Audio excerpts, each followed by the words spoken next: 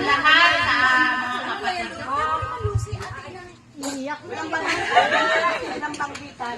Iyon, kung hindi dahil sa'yo, hindi tayo magkikita-kita ng ganito. Hindi tayo magiging masaya. Sana ang bawat isa ay lahat ay sana ay ngayon ay maging lahat pa rin. Sana sa susunod, kung sino man yung magiging host uli, sana taon-taon na, para taon-taon tayo lagi nagkikita. Hindi naman natin hinihingi at hindi natin inaano talaga, matatanda na kami, masasakti na kami. Sana, bago man lang sana mangyari na kung ano man yung mangyayari, ay dapat talaga taon-taon para hindi naman magkikita-kita lang sana uli ay kung mayroong dapat ganito, masaya. Tama ba? Tama.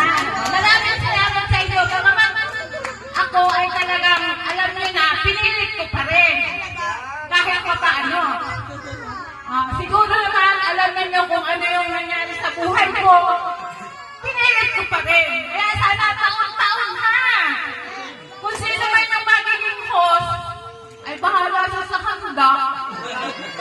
Pamasahin lang ang amin, bahala siya sa handa. Wala kang nakakapag. Pag sa Palawan daw, magpapagawa si Kuya Rene ng sibiran. Pero malaki. Sibiran yun na, pero malaki. Bakit? Gatid ko lang ito. Ay, ano na yan? Ako na rin.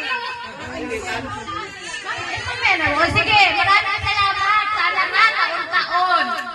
Para yung mga anak ko, ay gaganda pa man din sana. Oo, para din sila mga anak din natin lahat. Sayang. Masama na huwag nang gagawa. Tunay na masama na. Oo, bakit talaga sila? Ay, Yung mga lahat. sana makakasama ko na siguro. Wala, yung kahit isa sa akin, wala. Ako lang talaga kanila. Oo, sana na. Katulad, sabi nga ni Richard, taon-taon naman sila na ito. Sana po. Yun lang po. Isang magandang hapon na po ulit. Sayawan na.